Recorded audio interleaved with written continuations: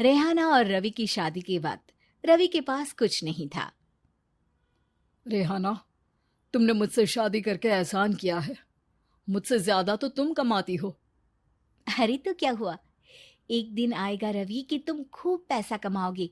मुझे तुम पर पूरा विश्वास है। रवि और रेहाना खुद को स्टैंड करने के लिए पूरी मेहनत करते। रेहाना, मैं नौकरी नहीं करना चाहता हूँ। तो कोई बात नहीं, मैं नौकरी करके घर चलाती हूँ, तुम बिजनेस सेट करने की कोशिश करो। एक दिन रेहाना, तुम जानती हो, मैंने जो विज्ञापन बनाने वाली कंपनी खोली थी ना, उसे बड़ी ब्रांड का ऑफर आया है। अब हम लोगों के दिन ब्यारे न्यारे हो गए हैं। मैं जानती थी रवि कि एक दिन तुम सेटल हो जाओगे। रवि का काम अच्छा चल जाता है। एक दिन वो रेहाना से कहता है, रेहाना, अब हम लोगों का बच्चा भी हो गया है। बहुत छोटा है वो। उसका ख्याल कैसे रखेंगे हम? कैसे क्या, मैं गांव से माँ को लेकर आ जाती हूँ। नौकरी से हाफ डे ले लिया करूंगी। अभी तो वो छोटा है, स्कूल जाने तक मैं मैनेज कर लूंगी। देखो रेहाना, मैं अब अच्छा कमा रहा हूँ। तुमको नौकरी करके परेशान होने की कोई जरूरत नहीं है। अरे कैसी बात कर रहे हैं, मैं अपनी लगी लगाई नौकरी कैसे छोड़ दूं? और मैंने तो सुना है हम लोगों को कुछ ही महीनों में सरकारी नौकरी मिल जाएगी। सरकारी नौकरी में कितना कमा लोगी? उतने में तो मैं ड्राइवर रख लूंगा। रेहाना को रवि की बात का थोड़ा बुरा तो लगता है। कम से कम मेरी नौकरी की इतनी बेइज्जती मत करो। भूल गए, इसी नौकरी के बदौलत तुमने अपना बिजनेस खड़ा किया है। अरे वो तो मैं किसी के भरोसे भी कर लेता। देखो, अपने बच्चे को संभालो, घर का काम करो।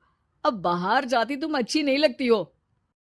रेहाना रवि के कहने पर नौकरी तो छोड़ देती है, लेकिन अब बड़े से घर में उसकी कीमत किसी नौकर से कम नहीं होती। एक दिन रवि का दोस्त आता है। भाभी, हम लोग तो आपको तब से जानते हैं जब से आप लोग शादी होकर इस शहर में आए थे। आपकी बदौलत ही सारा बिजनेस खड़ा हुआ है। ये किस्मत तो आप ही की है भाभी। हाँ हाँ भाई, हमारी मेहनत तो कुछ है ही नहीं। अरे होगी, लेकिन भाभी की किस्मत के आगे कुछ नहीं। दोस्त वहां से चला जाता है, लेकिन रवि का गुस्सा सातवें आसमान में होता है। देखा कैसे बोल रहा था? अरे बिल्कुल अच्छा आदमी नहीं है ये। कैसी बात कर रहे हैं आप? प्रशांत भैया तो बहुत अच्छे इंसान है रवि। कैसे उन्होंने हमारे मुश्किल वक्त में हमारा साथ दिया था। अरे था पैसा तो साथ दिया, नहीं तो कौन पूछता है? रवि का व्यवहार पैसा आते ही अलग हो गया। वो बंदे को बंदा नहीं समझता। घमंड से घिरे रवि ने तो एक दिन हद ही कर दी। रेहाना, मैं अब तुम्हारे साथ नहीं रह सकता हूँ। क्या क्या बकवास कर रहे हो रवि? क्या कहना चाहते हो? और क्यों नहीं रह सकते तुम मेरे साथ? देखो, मुझे कोई और पसंद है, और उसने साथ रहने पर बस यही शर्त रखी है कि मुझे तुम्हें तलाक देना होगा। रेहाना, जो कि एक स्वावलंबी महिला थी, उसने बिना देर किए रवि को कह दिया, कोई इश्यू नहीं, मुझे पैकिंग में 4 दिन का वक्त लगेगा, लेकिन तब तक मैं तुम्हारे साथ नहीं रहूंगी। 4 दिन के लिए तुम कहीं और शिफ्ट हो जाओ, मैं घर से निकलूंगी तो बता दूंगी। रवि घर छोड़कर चला जाता है। रेहाना को दुख होता है, वो रोती है, लेकिन व्यवहार से स्ट्रांग रेहाना को पति के वापस आने का और उसे सबक सिखाने का पूरा भरोसा था। फिर एक दिन, अरे शुशिका, कब शादी करोगी तुम मुझसे?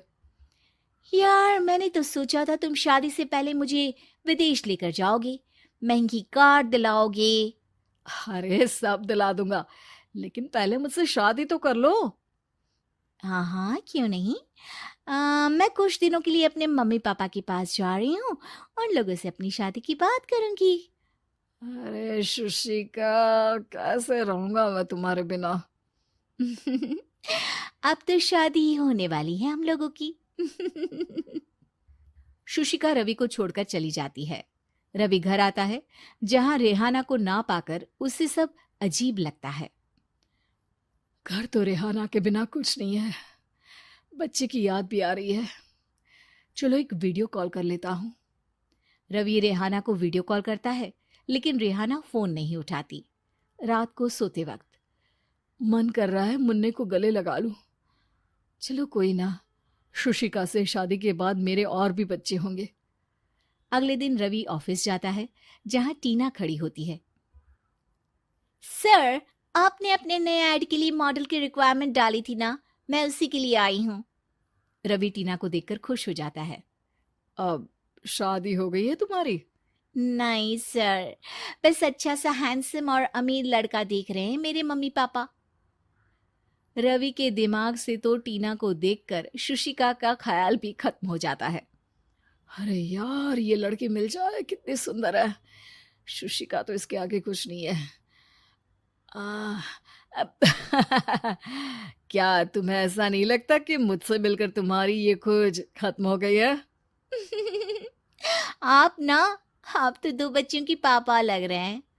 अरे नहीं नहीं, मेरी शादी तो हुई थी, लेकिन बीवी को किसी और से प्यार था, मुझे छोड़कर चली गई। खैर, टीना की दोस्ती रवि से हो जाती है, लेकिन 1 महीने बाद शुशिका रवि के पास वापस आती है। मेरे मम्मी पापा तुमसे मिलना चाहते हैं, लेकिन उन लोगों को ये मत बताना कि तुम पहले से शादीशुदा हो, और हाँ, शादी से पहले अपनी सारी प्रॉपर्टी तुमको मेरे नाम करनी होगी। अरे पागल, अब मैं तुमसे शादी ही नहीं करना चाहता। भला ऐसी लालची औरत से कौन शादी करेगा? तभी वहां टीना आ जाती है। रवि, ये पागल सी औरत कौन है? देखो, तुमने ही कह दिया ना पागल, तो पागल ही है। पता नहीं कौन है, कह रही है शादी कर लो, लेकिन शादी से पहले अपनी सारी प्रॉपर्टी मेरे नाम कर दो। बोल तो सही रही है। वैसे तुम जानती हो, मेरी एक सहेली है, उसके पति ने उसे पैसा आते ही छोड़ दिया, जबकि उसको खड़ा करने वाली ही मेरी सहेली थी। और मुझे भी भरोसा नहीं है। अगर मैं भी तुमसे शादी करूंगी तो तभी, जब तुम मेरे नाम अपनी सारी प्रॉपर्टी कर दोगे। अरे हाँ हाँ, क्यों नहीं, बिल्कुल कर दूंगा। रवि और टीना की शादी की तारीख तय हो जाती है। वो अपनी सारी प्रॉपर्टी के कागज लेकर शादी